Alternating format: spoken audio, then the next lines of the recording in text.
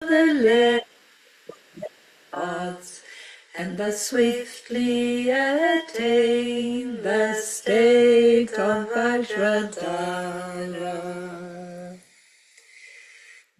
Sorry, just get that off. And let's do the 4 limitless contemplations. Just let me see it. Okay. May all beings have happiness and create the causes of happiness. May they all be free from suffering and creating the causes of suffering.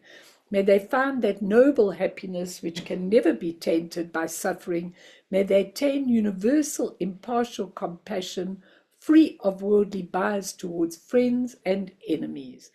Sem jen tam je dewa tang dewe ju tang den ta ju tik dungal tang dungal ji ju tang tra wa ju chik dungal mepe dewa tampa tang mindra wa ju chik ne ring chak tang ni tang tra we tang num chempo la ne pa ju chik. So everybody, let me just let it in.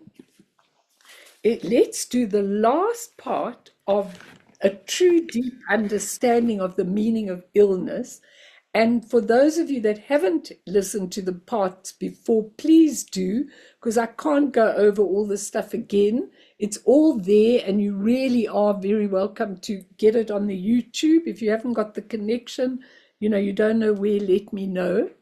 But I need to start tonight on a really important point, because I think that what I'm seeing in my life is that many, many people are really afraid of going into their dark side, okay? People really avoid their dark side very, very much.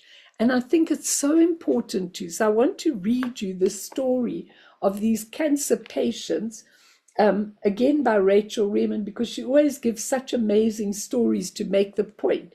But she's talking about a man diagnosed with cancer that she was counseling.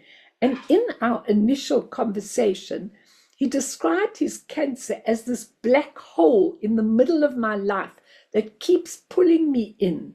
Steve's choice of words suggested that he was using all of his strength to resist a pull, not to surrender to the force of the disease in his life. I called his attention to the picture in his words and suggested that it might be saying something important about himself and his life. Perhaps so much of his energy was being used up in resistance. Now, I'm not only talking about cancer patients, I'm talking about everyone, in resistance to their darkness, that it did not leave him a jot left over to live with. He nodded. I asked him what was in the hole. Can you just give me my water? Sorry. In the hole, just darkness, he said simply. I invited him to explore this with me in his imagination, to allow himself to be pulled into the hole, just to see what it was like. He hesitated only for a moment, then he closed his eyes and began to enter into his own image. He imagined himself pulled into the hole, into the darkness, a really good thing for everyone to do every now and then. The following comments are from my session notes, but each one is separated by several minutes of silence. Okay, now this is what he says. There is darkness, big darkness. I am floating.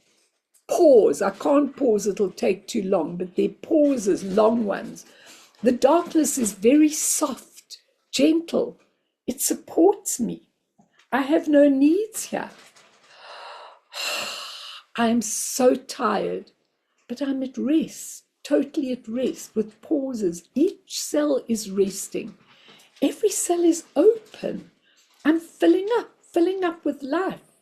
I could not fill up because I could not open up. I could not let go. I can open up in the darkness.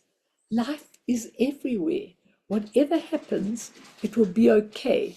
Now, these are with long pauses, so he's coming to those conclusions. The second man, caught up in rage at his cancer and its treatment, responded to the question, what do you think may be needed for your healing? With a terse, nothing. Taking his statement at face value, I asked him to describe nothing to me. Unending darkness, he said. Commenting on the power of that image, I encouraged him to close his eyes and allow him to experience that darkness. Okay? As his face became more and more relaxed, I asked him how he was feeling. Again, these comments are separated by long silences. So imagine it like that. The darkness is all around me. I'm not falling.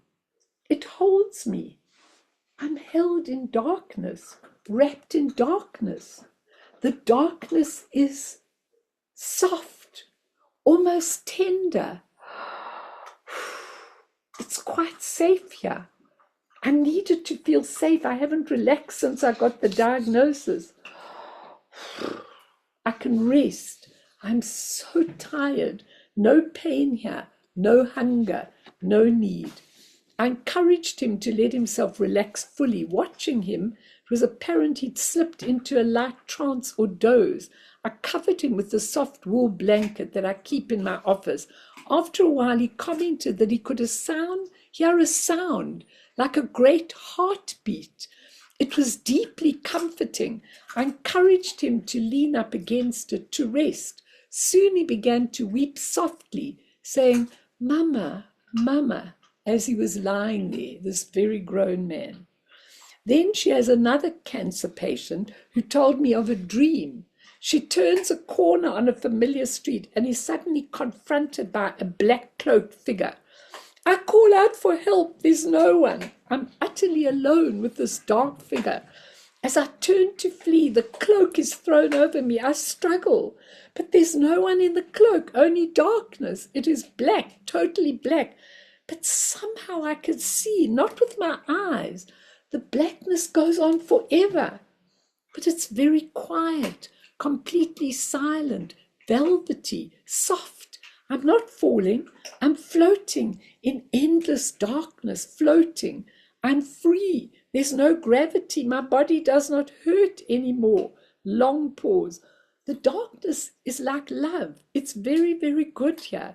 It takes me in exactly as I am. There's no judgment. I'm not wrong. I just am. And she says that darkness has suffered bad press for millennia. Yet it's really so surprising that spontaneous healing imagery may present itself in this way. Now, this is what alchemy was all about, which I'll talk about in a moment, okay? But what she says is, darkness is a condition of the beginning. The body first comes into being in darkness. It's nurtured as a seed in darkness. Some people may find their healing in remembering the beginning. Now, why I've taken this story is very important because Mel, have you turned off something? You're not on the main screen. Have you turned off? No. What you? Oh, You see? Is everybody okay? Maybe just you turned it off. I haven't turned anything, Cooks, nothing. I think it's you, Mary. Yeah, I think it's yours, Mim.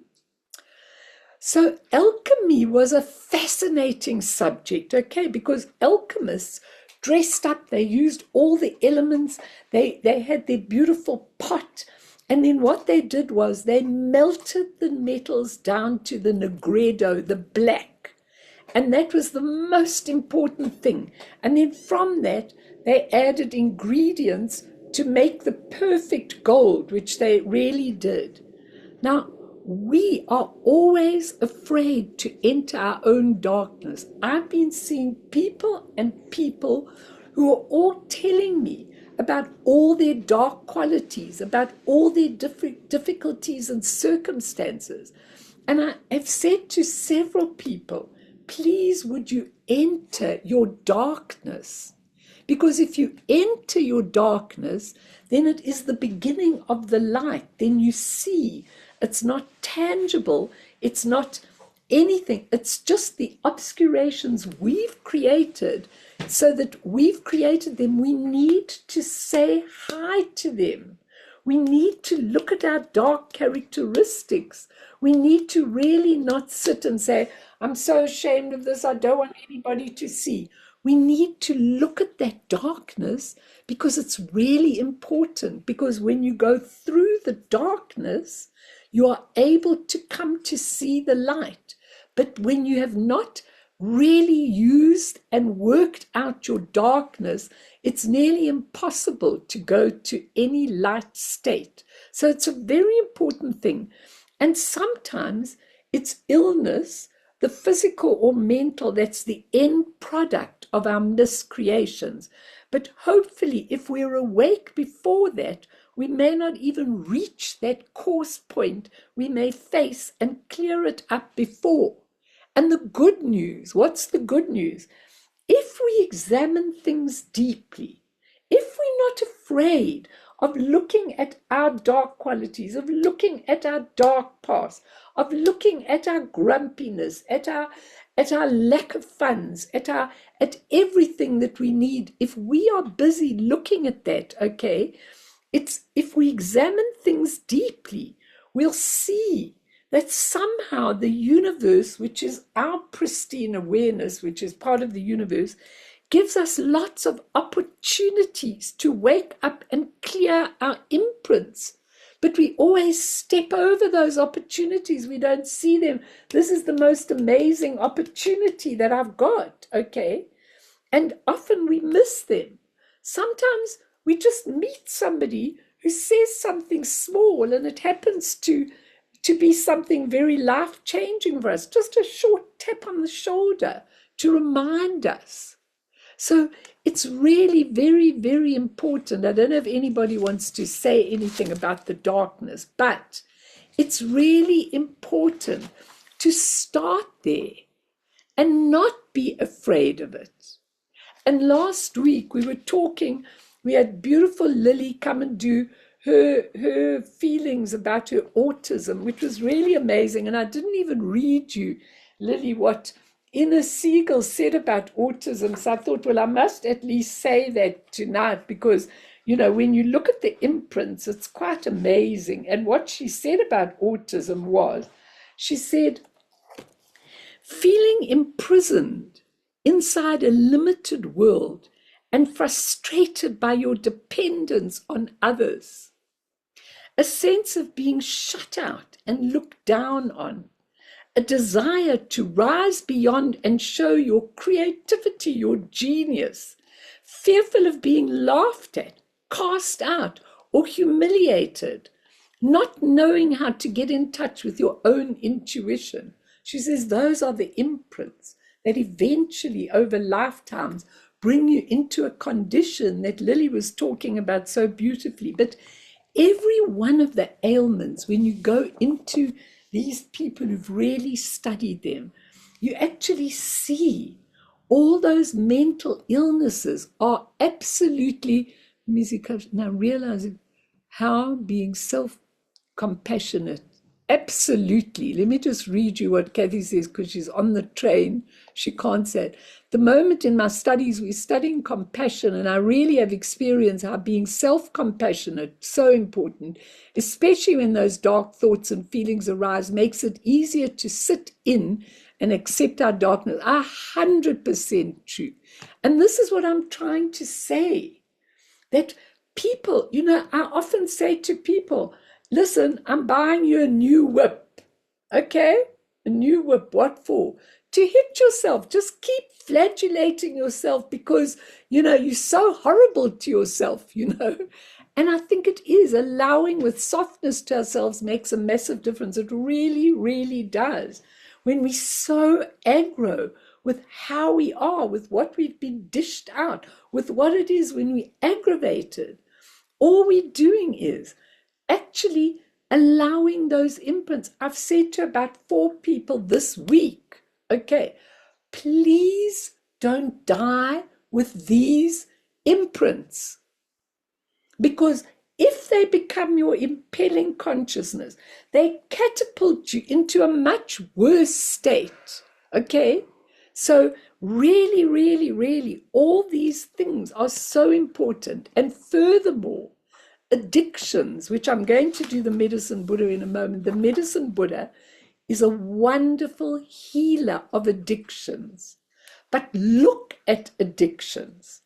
I've got so many people over the years that are addicted to alcohol, to weed, to this, to that, to the other, completely addicted.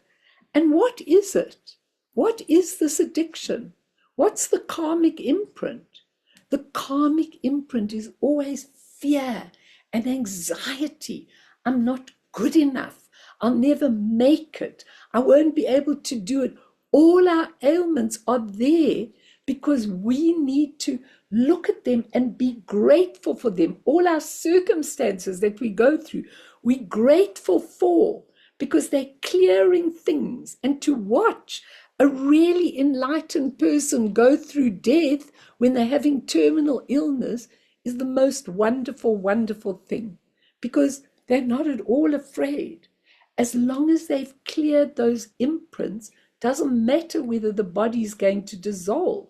And we see this from amazing masters who go through the illness without suffering. That's one of the medicine Buddha's policies. So we were just talking last week, and then I'm going straight on to the medicine Buddha. We become aware of what our mind keeps doing. Same old, same old, same old. When I hear that same old, same old, same old, then I scream, please give me space to put something new and different into your life. Sometimes people are so obsessed with all their stuff, with all their negativity, you can't find any space to put in something clean and fresh. If you are going through a dark cloud and a dark tunnel, go through it and open up into the space.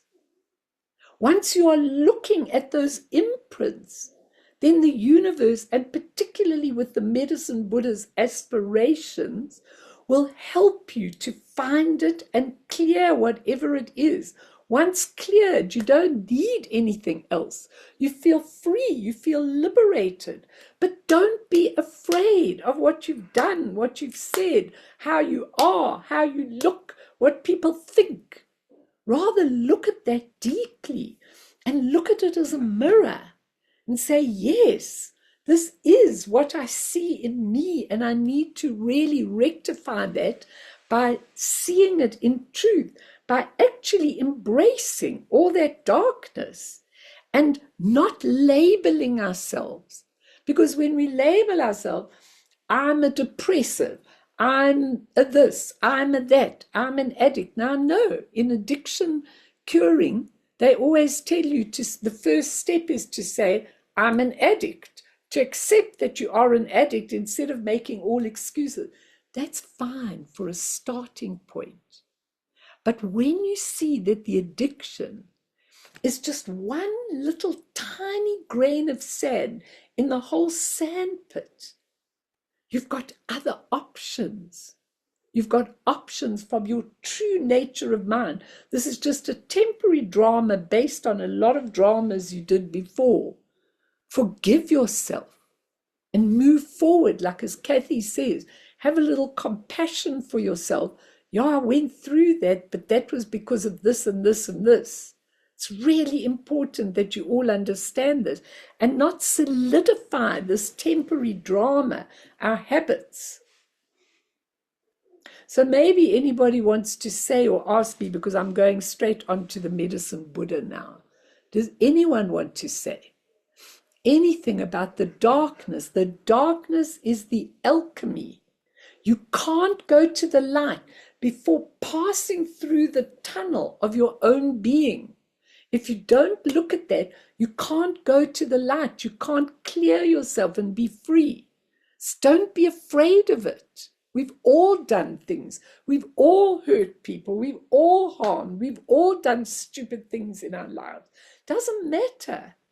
You can make it up so quickly. Do you all understand that? It's really important. Anyone want Hi, Mel. Hello, Cooks.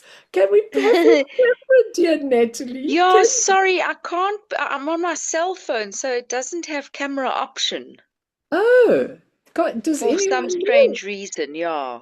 Fee, does Otherwise, I would put. doesn't Huh? your cell phone have a camera? Fee? No, No, for it's some pure. reason I can only have audio. Oh, But I'm taking my laptop to the shop tomorrow, and then you'll be okay. able to see my face. Lovely talk, Nettie. No, I'm just grateful that you're covering addiction. Hello, everybody. I'm pretty new to the group, and I'm a recovering alcoholic, and so addiction is a big part of my pain and suffering. But I do know that it's not the whole of me, and Good. that my true essence is pure and beautiful and full of potential. So it's quite a dance between feeling the shame and failure, as well as feeling the omnipotence that I'm part of in the universe. You Beautiful. know that I am literally made of the substance of God, and to always try and live in the solution of alcoholism rather than in the problem of it, which can be a dark, limiting place. So thank you, Mel, for covering addiction You know what, tonight. Willie? I am so pleased. Just mute yourself so we don't have problems with the cameras. They tell me if you don't mute yourself, then the whole camera goes bad on the video. But can I just, I'm coming to you now, Kathy. I just want to say, Nat, so brave of you to talk and say that to everybody, even without your camera. She has got, she has got an understanding of spirituality which started when she was about 18 years of age, okay? And it is absolutely amazing.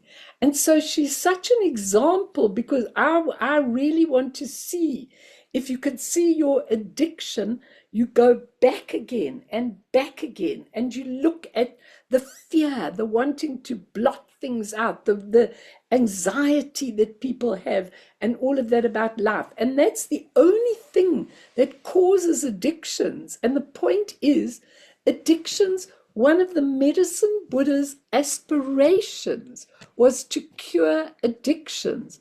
But the way you cure it by using that power is to go to the imprints. And that's the most important thing of all, because it's not about stopping yourself from taking drugs, drinking, or anything. It's about curing the imprint, the base that is the form of whatever you are doing. That's what I'm keep saying to all of you, even with illness. But thank you for sharing. That was absolutely beautiful. Anyone else? Oh, Kathy, you had something.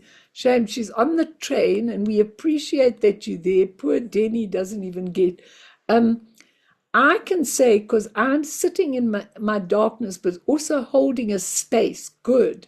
The stick and others say easily, oh, you are paranoid and insecure, but I see it as a strength. I'm sensitive to the feelings of others and to the room. Very good and very important, because I know that you do face things, but then sometimes when things are going well, then you forget about all those things, and you just relax. But I think now you're on the right road. I really do.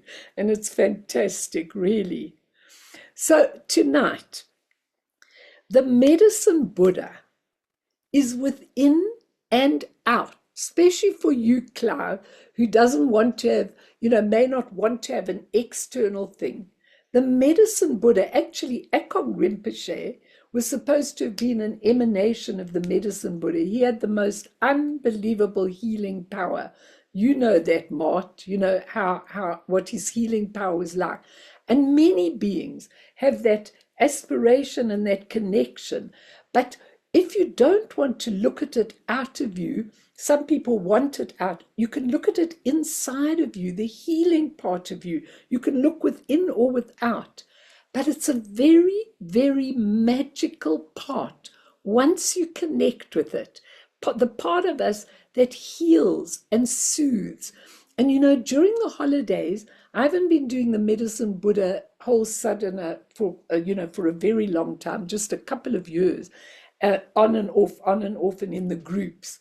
But in the holidays, what I did was, and any of you who want the words and the actual, the actual recording of it, of Ekong Rinpoche, we can send that to you very, very easily if you want to try it. But what I did in the holidays was, I actually did the Tibetan, and then I read the English loudly and clearly, the whole thing. When I'd finished the whole puja, in this room, this very room where I'm sitting now, there was an atmosphere. I can't explain it. I was absolutely dumbstruck by the atmosphere in this room. The whole atmosphere. And my husband happened to have had a sore knee that night, and I didn't want to break it. So I texted him. He didn't see the text. Please come and sit in this room with your knee, because it'll definitely be healed very quickly. But he never got my message, and I didn't want to get up and spoil, and break the whole connection. But that's what it was. But the Medicine Buddha is Tibetan medicine given by enlightened beings. So this beautiful enlightened being called Manjushri, who was very, very wise, requested the sutras that came out. And the medicine sutra was given for beings at that time that he requested it. And the Medicine Buddha, its meditation and visualization practice, which we'll do as a meditation afterwards, was given to purify the causes and conditions of physical and mental illness, both of them, to purify those conditions. So of course, it's very useful if you are aware of your imprints and what they really are, okay? And then you can really ask for the purification of those imprints. And even just using the mantra, as I'll show you, and even putting blue light into your being, or into the parts that are wounded, or into the parts, well, it helps immeasurably. I've given it to so many hundreds of people, and people who are not even Buddhists. And I say, just put it on, imagine the blue light, and they go, I can't believe the results of it. It's fantastic. The reason why is because of the aspiration of this being.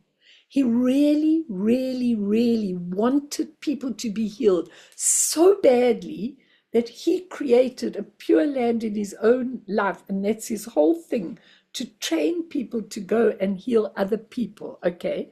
So through the practice, the innate healing powers inherent in the basic natures of all sentient beings can be uncovered and accessed. In this way, sick people can cure themselves of illnesses that medicine and medical procedures are unable to cure.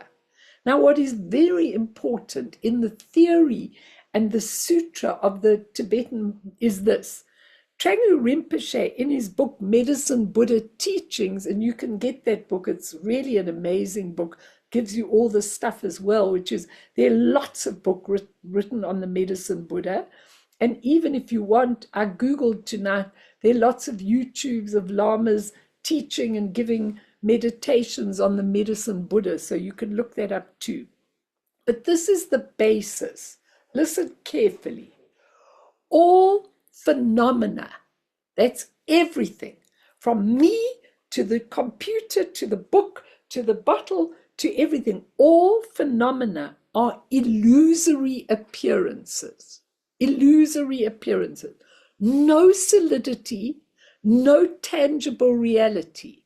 They're just made up. They're emptiness, but they're made up of causes and conditions, okay? Including, now listen carefully, including the appearances, this is not my teaching, this is the teaching in the book, including the appearances of sickness and disease, dis-ease, which are also, in fact, mere empty appearances. None of these illusory appearances has the power to cause us suffering unless we mistakenly apprehend them as real and substantial. Now we do. When we've got a pain, we go, oh, I've got a terrible pain, okay? But actually the pain is illusory. And actually, when you watch an enlightened being in pain, they do not give in to that pain. They can actually take themselves away from the pain. Now, I remember when I tried this once at Sammy Ling, because when you used to sit cross-legged in this huge big shrine room, you know, and I was near the beginning of my thing and I'd read about this, and after a while, my knees began to ache and ache and ache. I couldn't concentrate on the meditation anymore. I was really in agony. Now, what I would tell someone to do if they were in agony and they're sitting cross-legged, do me a favor, stretch your leg out, please, for a while, and then put it back. Don't sit in the agony. But I said to myself, I want to see. Now, I was in a very good atmosphere, so it wasn't on my own. I was with lots of people, but I wanted to see if I could extract my being from the pain in my knees. And do you know that I did? But it was a very, very good environment to do it in. I think lots of times when we do it and we don't believe that we can extract ourselves from the illusory pain, we can't do it. But it really is feasible. When he says we misapprehend them as real, we fixate on the illnesses, the pains, and thereby cause them to solidify in our experience. They then become a substantial reality, very real, and we suffer from them. Even with an addiction, Nat, we suffer on it because we're saying, I'm an addict, I can't do without this, I can't do without that. It's just the way we talk to ourselves. It's not the truth in any way. It's what we have created in our minds. And the book goes to great length to explain when we have an ultimate view of karma, it's like the helicopter view of your life, of karma, imprints, and eventually illness, mental and physical, we can purify the mental and emotional causes that give rise to it, especially the medicine Buddha practice. But we have to have awareness of the causes, and the medicine Buddha can help us to accomplish three things. Forgiveness, very important. Forgiveness, revivification. That means to be able to relive things, revive them in many ways in a different way, and reconciliation. So, you know, you'd be amazed how many times a relationship with one person has caused you this agony, or the loss of them, or what you've allowed them to do to you over all the years. And so what we are doing is we are trying to have awareness of these causes so that we can reconcile, so that we can understand what this is. When we can understand what it is, many times people can break away from really caustic relationships and relationships that are really not helping them in any way. It's really possible to do that. The medicine Buddha practice will also eventually remove the obscurations of the mind that block us from recognitions of the mind's creation. So it says, when one can truly recognize sickness and disease as merely the display or radiance of light of the mind that experiences them, empty of any inherent substantial existence, then one's suffering disappears. One could even be cured. Now, if you know, all the people that have written about seeing the Karmapa, the 16th Karmapa, I told you about this when he was near the end of his life. But nobody could believe what happened, least of all the doctors. The doctors had never, ever, ever seen something that showed on the board that wasn't showing in the person, but they could see. And they kept asking him, they're going to pull out the plug. He must be able to die. There's no more they could do for him. And he said, don't. And the next morning, he was sitting up in his bed, and the doctors would come in absolutely flabbergasted. Now, people witnessed this. It's not, these were accounts that people gave. And then they found something else. And I know what he was doing. He was taking on the illnesses of all the sick people in the world, and he wasn't going anywhere until all of it was taken on. But he never felt the illness. He never suffered. He was always sitting in bed. The doctors just couldn't believe it in any way. And then the doctors go with their intellect. What could it be? How could a person show this and be like this? It's not possible. It's not feasible. He's not the only one that's done that. But the point was that if you are in the nature of mind and you see this not at all substantial as something that is transpiring, knowing that it isn't anything real substantial, you don't suffer. I mean, it's a wonderful state to try and get to, wouldn't you think? So the ultimate truth can never be accurately expressed through words and conceptual constructs. But I know and I've seen that people who are going through the most terrible things, they are in the most beautiful state. How can that be? It's something that takes you out of I, me, myself, and shows you exactly what it is that you are going through. And therefore, you are not suffering because you're really pleased that you are getting rid of a lot of those things. Anyone want to say anything or ask anything? Because some of you are really looking at me with very big eyes.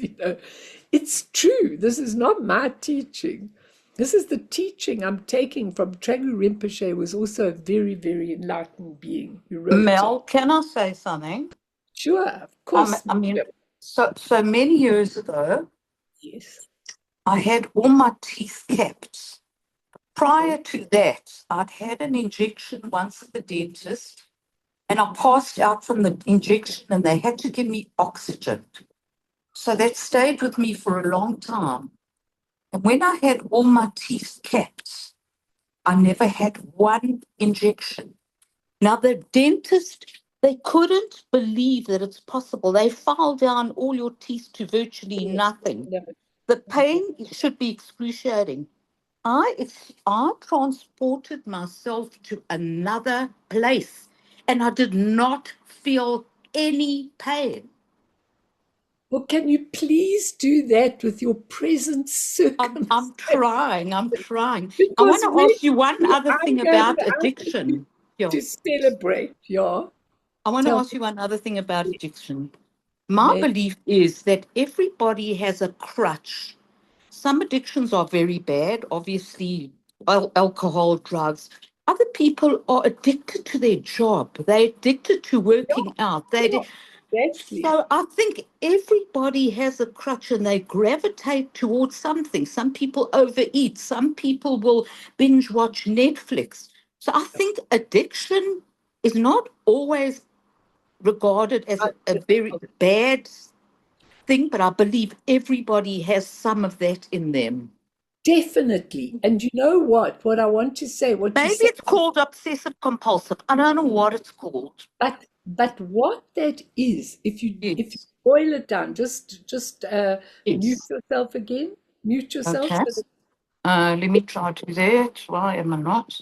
if you go back and back, this is what I want to tell you. If you go back and back, what that is what that addiction that you're talking about is, it's called attachment. Okay, it's called attachment. So when people are absolutely obsessed about their work, about this, about that, they are totally attached. And if you go back to the imprint of attachment, you'll go back. A lot of those people will have had parents that said to them, "You're never going to amount to anything. You're not going to be good." And so they're completely obsessive about their job, their this, their that. And actually, it is an illness. It's a dis-ease. It's a disharmony. So what is very important to understand what you're saying, and I'm glad you brought it up, is that we don't want to be attached to anything. We don't want to be obsessed with anything, not food, not a job, because people who work hard and people who are obsessive about their jobs and they go on till all hours of the night are absolutely and totally useless. It is an addiction. And the addiction is a drive because someone's told them all the time at an earlier age, "You're not good enough," or a teacher's humiliated them, said, "Look at you, look what you got for your test." And so they are obsessed with it. Now, those are karmic imprints. And what we learn in Buddhism is not to be obsessed about anything, because all of it's impermanent, temporary, transient. People who are very material say to me, they can't believe that this one died and that one died and this one went. Yet everything's impermanent, no matter what you do, no matter how attached you are. So it's really important to cure that, where it came from, because people who are obsessed about anything, it comes from an imprint where they either need to be in control because they felt out of control, or they're obsessive because they didn't feel good enough. Just ponder that, everybody. It's a really good thing you brought up. Thank Mel? Please, Mark. Sorry.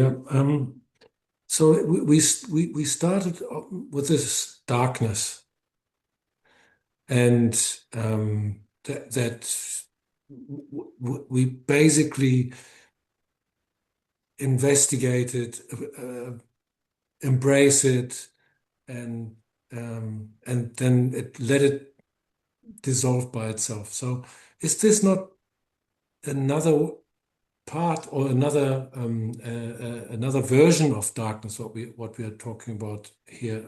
Maybe it's not, but I'm asking because now I feel an element of no, it's an imprint, and we want to get underlying is we want to get rid of it.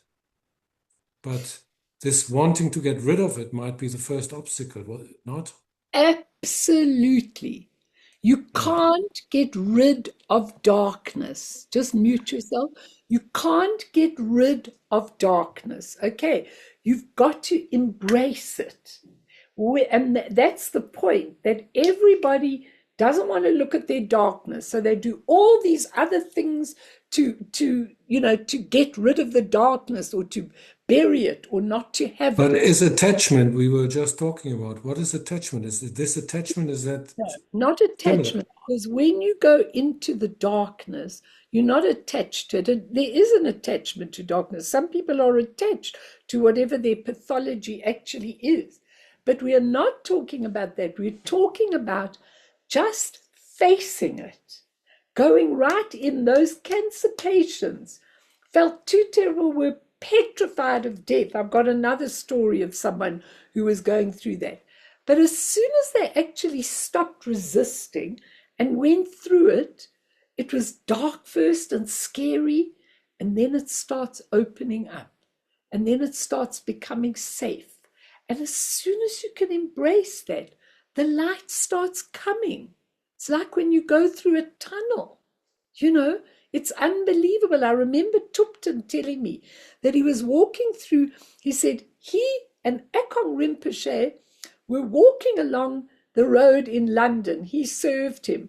And he said it was a beautiful day for a change. There was sunshine and everything was wonderful. And he thought, I'm walking with this wonderful medicine Buddha, and it's a lovely day. And then they went into a tunnel, and it was dark, and there was graffiti, and there was the smell of urine and everything. And he said he thought, oh, he said Akon Rinpoche wasn't even perturbed by it. He just went on his lovely merry walk that he was having before, and none of it disturbed him. Why? Because he's able to go through it. He's able to see it as temporary, transient. He can walk through it without being disturbed by it. We disturbed by everything because we've never faced what it is in us that makes us disturbed. Just think about it. It's absolutely amazing.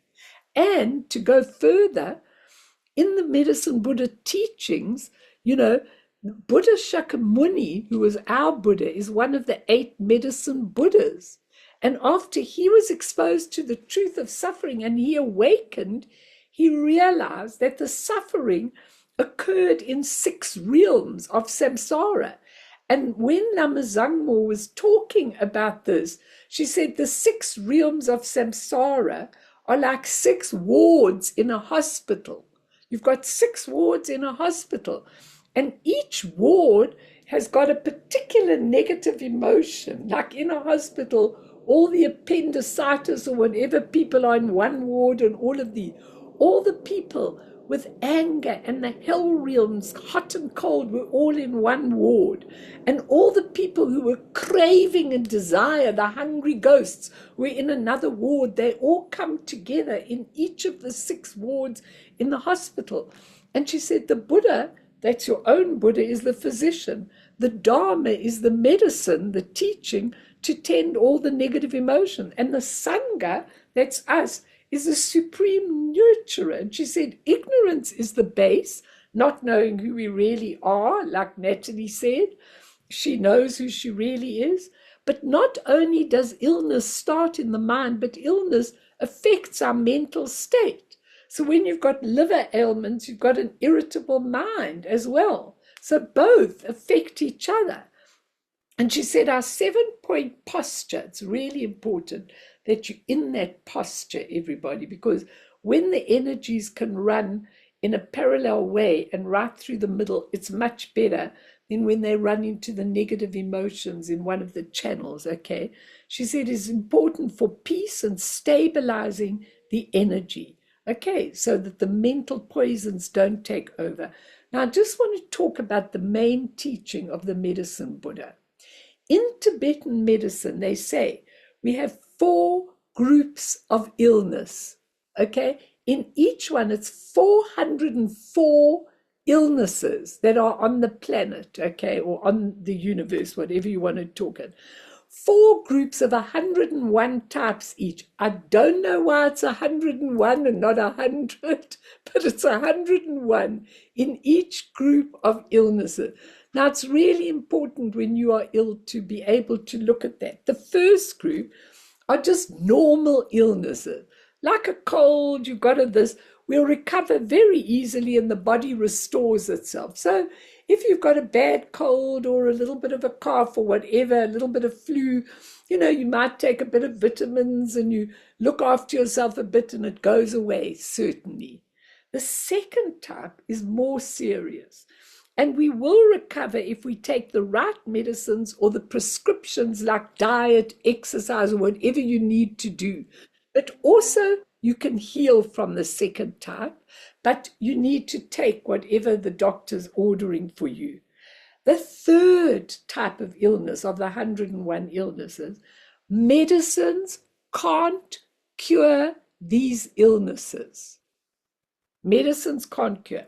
Medicines for those illnesses may not have yet been discovered, okay, which is very important because certain illnesses that we can cure now, you couldn't cure before.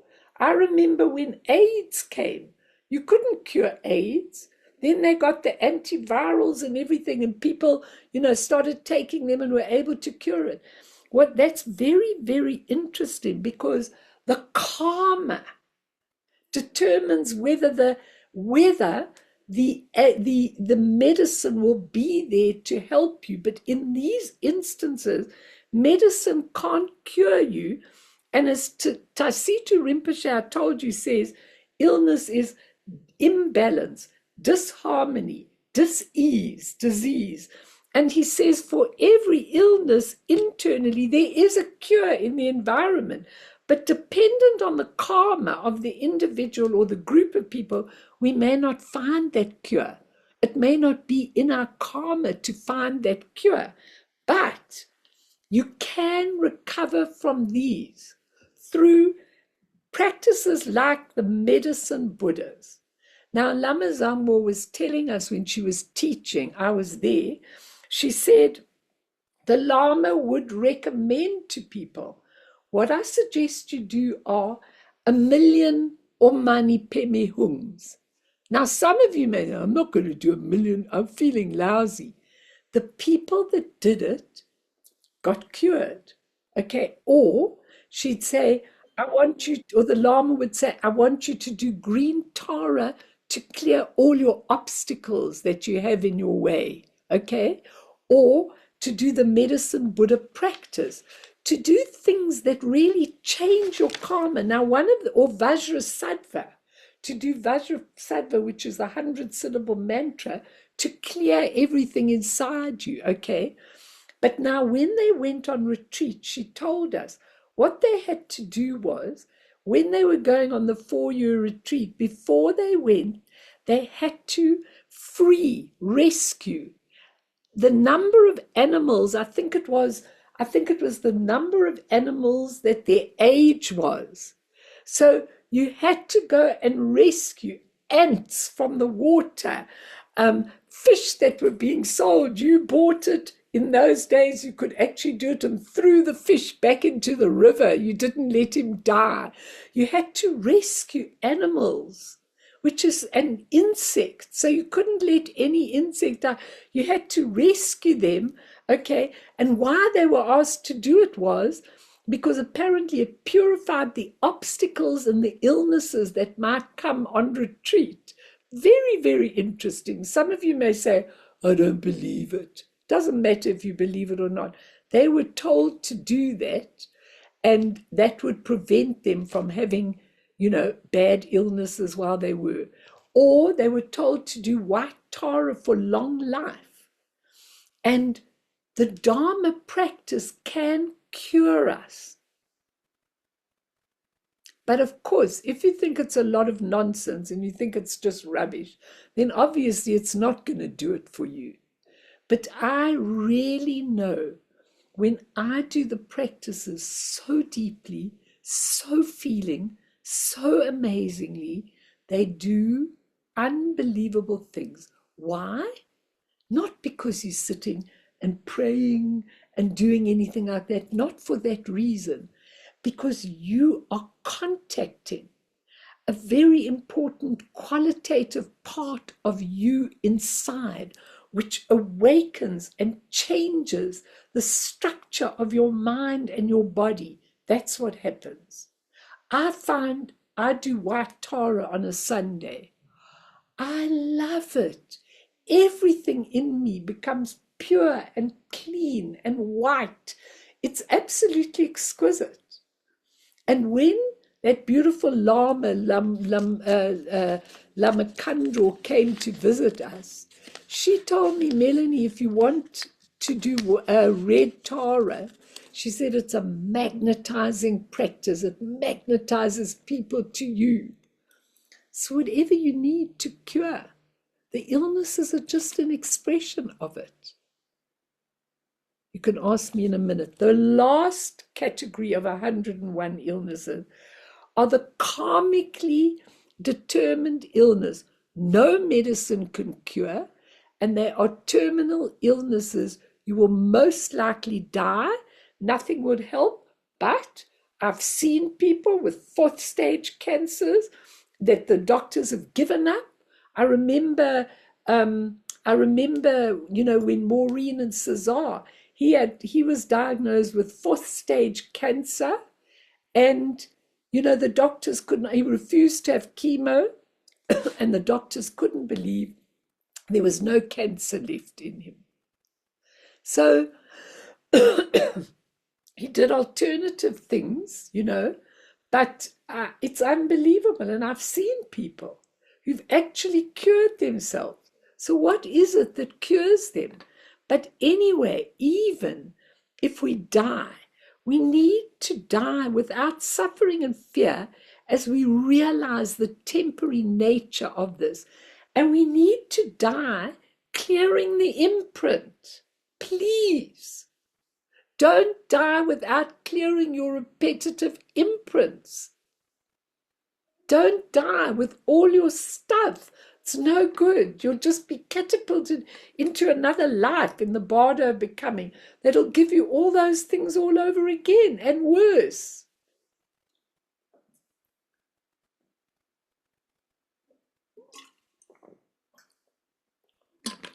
So when you watch somebody who's really enlightened die, it's absolutely amazing, because they really, like the stories I told you, they really are totally at peace, just making the transition, leaving the physical body.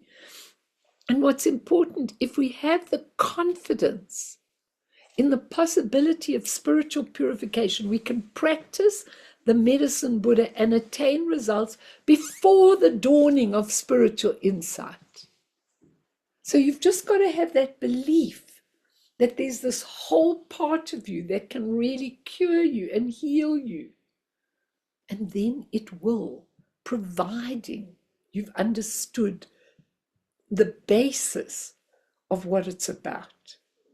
If you haven't, it obviously can't cure because it's come about, okay? And the medicine Buddha revealed the teachings on 4 tantras of the Tibetan medical tradition. He created his Pure Land, which is called Shardashana, a realm rich in all medicinal flora, fauna, minerals, and he uses the 3 fruits of the myrobalan plant. Fee, I'd ask you if you could maybe just put one on when you have a chance, but just hang on a moment. Those are the 3, there are 3 things in the myrobalan plant, and they balance your air or your wind, your bile, and your phlegm, which represent your passions and desire, your aggression and your delusion. So he cures that, visualizing his whole body and reciting his mantra and name to purify our karma and decrease our conflicting emotions. His aspiration is so strong that just hearing his name can heal us and help us. That's why his aspiration was. He made 12 aspirations, but maybe somebody wants to say, but really seeing yourself even as the medicine Buddha, identifying with it, having a sacred outlook, identifying with that inner purity, he will bless the environment and all the people that are there.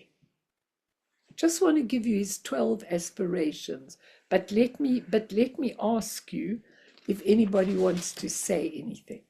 I know it's quite mind-boggling, this stuff.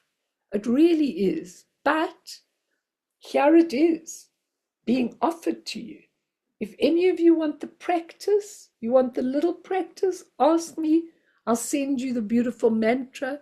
Put it on when people are sick. Do it for other people. Do it for yourself. You will see a most amazing thing. If you want the whole puja, even to read it, the English, and to just recite the mantra, we will send it to you. Fiona's done beautiful practices. Just let's look at this. In there, oh, that's beautiful, Fee. That's the myrobalan plant that the medicine Buddha holds in his hand. And those 3 really pacify the 3 main poisons: passions or desires, aggression, and delusion, all the stories we make up. So when you're doing the mantra, you visualize these 3 clearing all the imprints. Just show us that whole picture, Fee, because he also holds a bowl of elixir in his other hand. Yes, And he you does. can I just want to share something. I have to unshare this one first and then share another one. beautiful, beautiful that she's always does the most beautiful pictures, and I loved your long life pictures as well tonight. But when you look at it, the fact that all of you are sitting here tonight, the fact that you are getting means that your karma is good. It means that you're receiving this. These are the things that were left, that Guru Rinpoche left for people who were ready. In a certain amount of time, all these things will be withdrawn onto another level and we won't have them again. And therefore, it's so important now to use what we've got. It's such a privilege to actually use whatever we've got. So Mel, if you, yes. the Marabalan plant there is in the bowl that he has in his hand. You look carefully. Oops. Oh, Wait. okay. No, That's it. That no, one. he's not. Can you see he's holding in his Oh, there fingers too. Yeah, but there right seems to there? be Yeah, also yeah. something there as And well. in So that bowl is a healing elixir. So those of you who are struggling, just as you're doing the mantra, I'll send it to you with pleasure. Just text me, I'll send it to you. You imagine that beautiful healing elixir. We're going to do a meditation as soon as I've given you that. That's beautiful. Thanks, Fee. So what happened was this very strong being had so many aspirations, and I'm doing them very briefly. It's called the light of lapis lazuli. He's beautiful, that exquisite blue. I should have worn blue tonight. And these are his 12 aspirations, not only for sickness, but I'll read them very quickly. May I have the luminous form of a Buddha, and just hearing or seeing this form, may all beings attain liberation. 2, may my body be brilliant, luminous like a jewel, and may those who see it benefit and have a better life. 3, may I bring prosperity to all beings, a good life, good health, short-term benefits. 4, may I lead beings to the correct path about bringing compassion into our lives. 5, may I inspire beings to positive conduct of body, speech, and mind, and to lead people away from wrong conduct. 6, may I give relief and healing to all those with mental and physical suffering. 7, may I relieve those alone who are sick and have no help. May it relieve them. That's 7. 8, may I relieve suffering of beings discriminated against. So when you're living in an environment where you're being discriminated, may I relieve them from being discriminated. May I free all beings from the noose of Mara. That's number 9. The noose of Mara is all the attachment to pleasures, misunderstanding, the wrong view. May he clear them. 10. May I free all beings from the persecution of their rulers. So if you want to, you can imagine the medicine Buddha. You can ask for different countries. People are being persecuted to bring that light. And 11, may I free all beings from the suffering of hunger, thirst, struggling to survive. They're struggling so much they have no energy left for any spiritual development and spiritual nutrition. May I help those. And lastly, to assist beings from the sufferings of natural disasters, earthquakes, hurricanes, tornadoes. He wants to assist all those people. So when you read about these things, you can put the medicine Buddha, when we do it as a group, does amazing things. And may they come into contact with the Dharma through disasters. Okay. So our own practice, we can even visualize a tiny medicine Buddha, you can Google it, in your painful area. And you can, liquid light emanates and washes away and dispels sickness. And for mental stress, if you're suffering a lot mentally, you can visualize the medicine Buddha here, purifying everything in your body and all your stress and just surrendering. And you could do it without empowerment. I got the empowerment actually from Akon Rinpoche. It was very beautiful. Some people could actually see him as the medicine Buddha when he was giving that empowerment. Amazing. But I got that empowerment from him. Some of you also might have. And definitely for the addictions, it's really important. So let's do a meditation, and then let's go on to, after the meditation, let's go on to if there's any questions before we go. Because this is really an amazing opportunity. All you need to do is put that medicine mantra on, pour it over you, and it's absolutely exquisite. Sit in your meditative posture, even if you're on a chair. Just sit so that your whole body is straight. And I want you all, let's put the gong if you can hear it.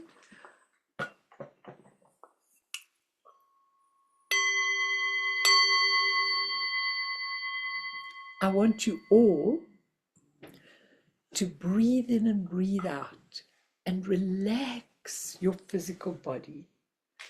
Totally relax your physical body. That is important. So go through your physical body and check all the areas of your body where you feel tension, and just breathe into it and allow it to absolutely relax. Everything relax.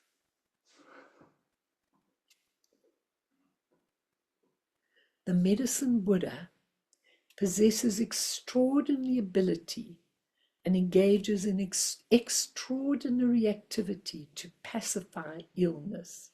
He has a retinue of 7 other medicine Buddhas, and each of them have a pure land. Before you go to sleep tonight, you can ask to go to the medicine Buddha's pure land in your sleep state. So I want you to visualize. You can see the medicine Buddha in front of you. You can see him above your head, pouring his blue light into you.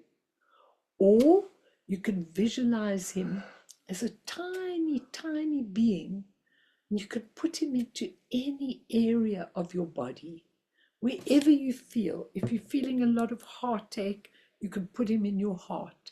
If you're feeling pain anywhere or suffering, you could put the small medicine Buddha right there. He's a brilliant azure or sapphire blue, the bluest of blue, bluer than the bluest sky. His right hand holds this beautiful healing plant to really cure all your passions and desires, all your bile, your aggression, all your phlegm, your delusive stories. Just imagine, it's as though he's offering the flowering plant to us. The finger of his right hand touched the earth near his right knee, showing that he's in touch. He's touching you and the whole earth. His left hand in his lap is in a meditative posture or mudra. It holds a monk's begging bowl filled with healing elixir, physical, mental, and psychological healing. He's known in Tibetan as Sangye Menla. When we recite the prayer, pray for purification, healing, empowerment, transformation, and the realization of enlightenment. His elixir, feel it absolutely filling you and removing all ailments, disease, imbalances. You are being cleansed. Your addictions are being cleansed and purified. Your suffering, your desperation in finding a job or what you're looking for, a partner, it's all just cleansed and purified. All negativities and toxins, obscurations, illusions, and karmic imprints are burnt and washed away by the brilliantly scintillating healing rays emanating and pouring forth from the blue healing Buddha. Tayata bekanze, bekanze, maha bekanze, Rajat Samad Gate Soha. Tayata bekanze, bekanze, maha bekanze, Rajat Samad Gate Soha. Tayata bekanze, bekanze, maha bekanze, Rajat Samad Gate Soha. Let his rainbow light rays Heal the places where you feel tired and worn. Feel the medicine Buddha right within you. Tayata Bekkenze, Bekkenze, Maha Bekkenze, Rajat Samad Kate Soha. Tayata Bekkenze, Bekkenze, Maha Bekkenze, Rajat Samad Kate Soha. Tayata Bekkenze, Bekkenze, Maha Bekkenze, Rajat Samad Kate Soha. He had the full goal of enlightenment for all sentient beings, not just the curing of illnesses. In his 12 aspirations, he adds to aspiration that beings be free from illness and harm, from prejudice, from oppression, from conflicts, from fears, from imprisonment, from punishment, from deceit, from restrictions, from poverty, from having free speech restricted, from hunger, thirst, poverty, bringing prosperity. By practicing the medicine Buddha, we will not only achieve health in this life, but we will cause ourselves to be blessed by the medicine Buddha in all our future lives as well. Feel that beautiful, very bright sapphire light pouring over you, healing everything, taking care of all of what you need to take care. Just surrender. Allow it to pour over you, to really, really pour over you. Feel the beauty, an absolute beauty of it.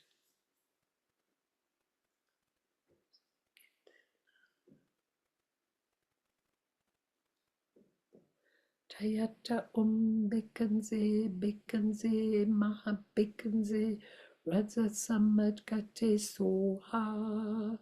Tayata Bekkenze, Bekkenze, Maha Bekkenze, Raja Samad Kate Soha. Sorry. Tayata Bekkenze, Bekkenze, Maha Bekkenze, Raja Samad Kate Soha. Yata Bekkenze, Bekkenze, Maha Bekkenze, Raja Samad Kate Soha. Yata Bekkenze, Bekkenze, Maha Bekkenze, Raja Samad Kate Soha. You can sing it. Om Bekkenze, Bekkenze, Maha Bekkenze, Raja Samad Kate Soha. Feel that beautiful blue light over you, and in all the places you need healing. Raja Samad Kate Soha. Teata Bekkenze, Bekkenze, Maha Bekkenze, Raja Samad Kate Soha. Teata Bekkenze, Bekkenze, Maha Bekkenze, Raja Samad Kate Soha. Teata Bekkenze, Bekkenze, Maha Bekkenze, Raja Samad. And feel all the people that you know that are sick, pour that beautiful light over them. Pour it over yourself. Feel that every single being that you know that are struggling, feel it over them. Pour it over them. Feel it in their being. Everybody, the countries that are in dire strait, the people that are suffering, feel it and bring it all over the whole world and into yourself.